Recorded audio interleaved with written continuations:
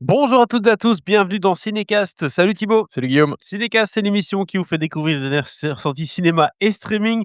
Et avant de plonger dans notre série du jour qui s'appelle Lucky, pensez à vous abonner sur la plateforme de votre choix ou à liker la vidéo sur YouTube, à laisser un avis sur votre application de podcast favorite. Ça nous aide beaucoup.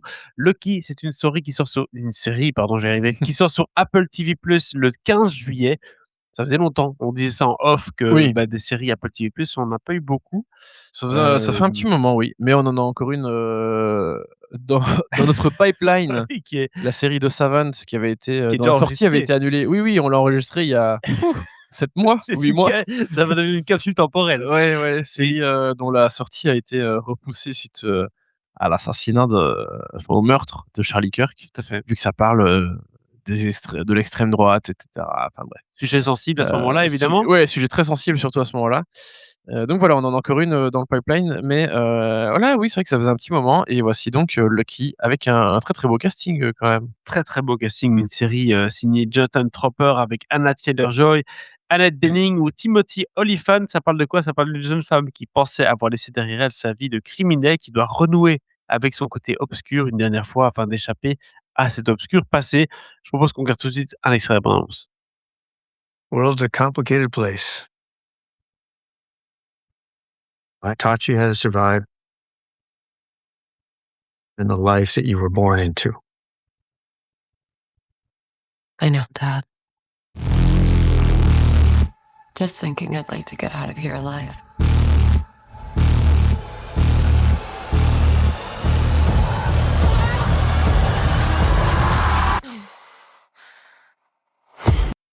Écoute, ça promet, hein, Thibaut, cette série avec Anya Taylor-Joy, je vais y arriver.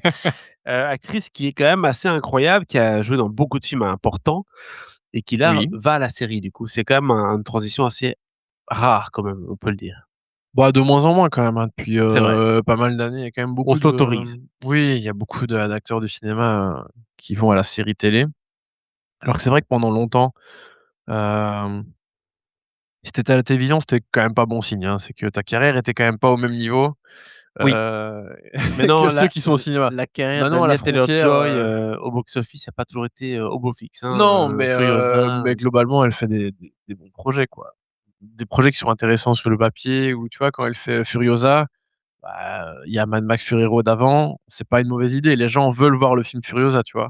Alors je pense pas que ça cartonne autant que Fury Road, a pu cartonner, mais voilà, c'est un personnage qui est intéressant, c'est un film qui est, je pense, très réussi. Et voilà, globalement, c'est un bon choix et cette année, on la verra encore dans Dune 3, je pense et voilà, donc ouais, oui, c'est une actrice qui elle a du succès, en tout cas. bah, clairement. Même, enfin, sur les réseaux sociaux et cetera, tu vois que c'est quelqu'un qui cartonne. Bah, déjà elle a un visage quoi, tu vois? Elle a le Oui, visage, assez oui, incroyable, elle est assez facilement reconnaissable. exactement, donc ici dans un truc d'action avec un braquage, ce concept, un peu original, ça peut donner quelque chose. Bah, Et là où le concept est original, c'est pas tant dans le braquage, c'est qu'en fait, le braquage a déjà eu lieu, tu vois? Le film commence, quand les gens sont déjà en train de courir avec l'argent. On te montre pas tout ce qui se passe avant. Donc voilà, tu dois un peu, on est vraiment dans le feu de l'action. Les gens sont en train de courir, quoi, tu vois?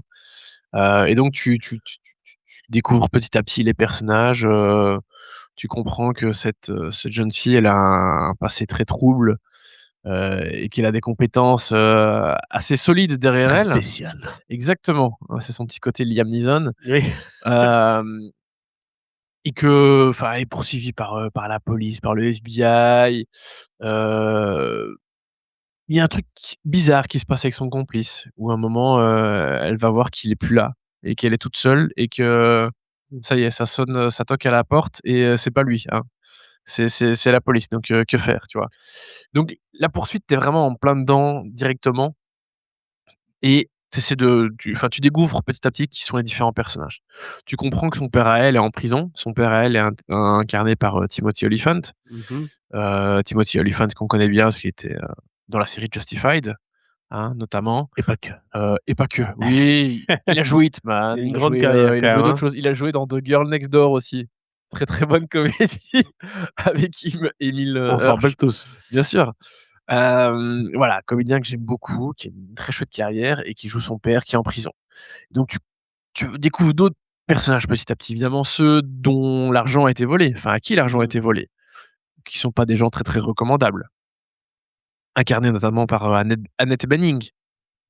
Oui. Rôle, ça fait bizarre de l'avoir en chef un peu de alors je vais pas dire chef de cartel, c'est pas vraiment ça, tu vois? Mais chef de groupe qui fait du chantage, qui récolte de l'argent, enfin tu vois?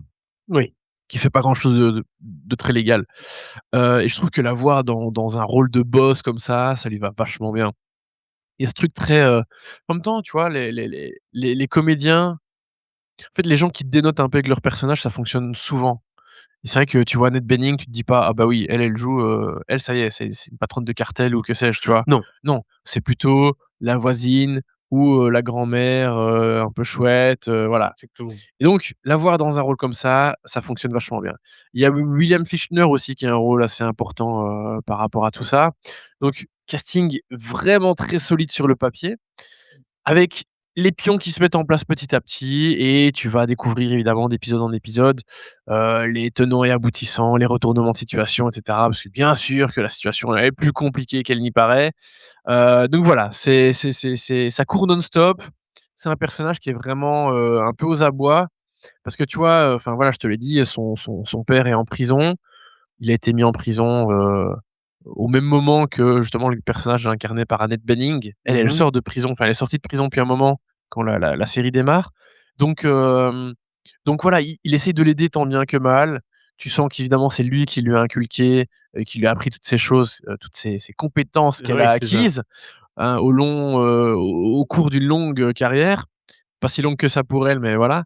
Et voilà, c'est un personnage qui est dans une situation qui fonctionne bien, porté par une comédienne vachement solide.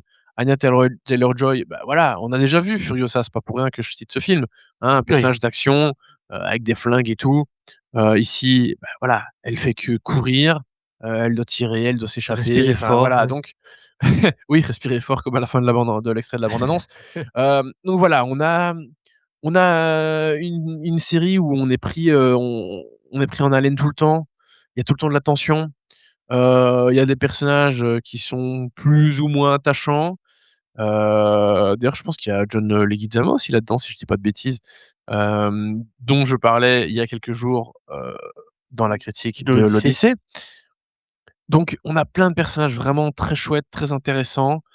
Je trouve que le la série prend bien son temps pour mettre les différents éléments en place et puis les développer ensuite. Ouais. Voilà, qu'on a du suspense, qu'on a un personnage qui est assez complexe et qui est assez ambigu aussi, hein, parce que voilà, ce personnage d'héroïne, enfin, quand tu suis quelqu'un qui vient de faire un braquage et qui est doué avec les armes, qui est doué pour disparaître, elle sait exactement ce qu'elle doit faire pour essayer d'échapper à la police et au FBI. Mmh.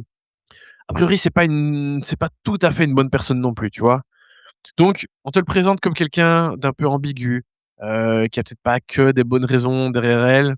Donc voilà, ce sont des personnages qui sont intéressants, heu, dans des séries, dans des films, hem et voilà, quand c'est porté par une actrice comme Anya Taylor-Joy, en général, ça fonctionne bien, tu vois? En tout cas, on l'a compris, on n'est pas là pour faire dans la dentelle, on n'est pas là pour Non, avoir un scénario qui est irréprochable, non, sans c'est aucune pas irréprochable non incohérence. plus. Non, c'est vrai que il voilà, je trouve que j'allais dire le film, la série, se veut parfois un petit peu inutilement alambiqué, ou faussement alambiqué.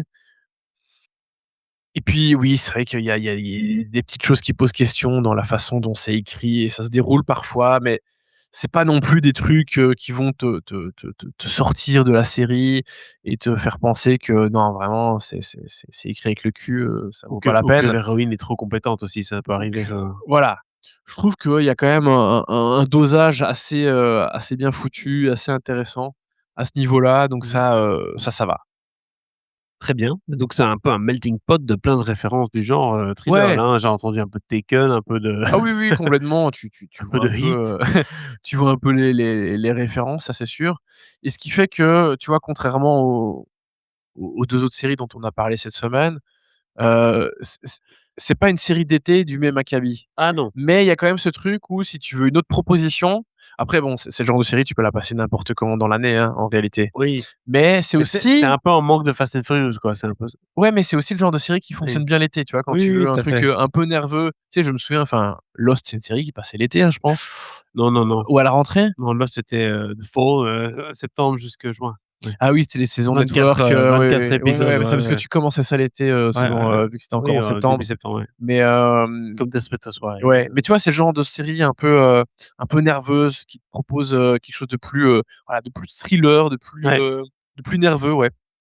Et voilà, si tu veux une autre proposition face aux séries un peu plus légères, un peu plus Yes. comiques, c'est assez intéressant. Et puis vraiment le casting, Aux petits j'adore, oignons. j'adore. Ouais, ouais. Très bien. Bah, donc quelle note tu donnes à cette série, Thibaut? Je donne un bon 3 étoiles, parce que voilà, c'est divertissant, efficace, avec une bonne mise en scène. J'ai pas repéré qui étaient tous les réalisateurs, sur les épisodes.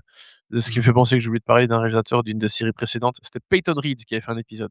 Je sais plus si c'était sur, je pense que c'était sur, Ride or Die. Bref. Oui, Paso de Hope. Non, non, mais Peyton Reed, ah, il revient de loin le kéké quand même, hein. Tu l'aimes bien. Mais ouais, pas plus que ça. Mais non, voilà, ici, j'ai pas trop fait attention à qui avait réalisé les épisodes, mais voilà, vous savez, hein, c'est une série Apple, c'est toujours propre, c'est toujours bien mis en scène, bonne photographie et tout. Un petit product placement. C'est carré, quoi. C'est carré. Exactement. Voilà, Donc Lucky, 3 donc étoiles. série 3 étoiles, Lucky, qui sort sur Apple TV+ le 15 juillet avec Anya Taylor-Joy. N'hésitez pas à nous dire dans les commentaires ce que vous avez pensé de cette série, si vous l'avez déjà vue ou si vous êtes curieux de la voir. On se dit à très, très bientôt pour d'autres critiques de l'été. Salut. Ciao, Ciao, ciao. ciao.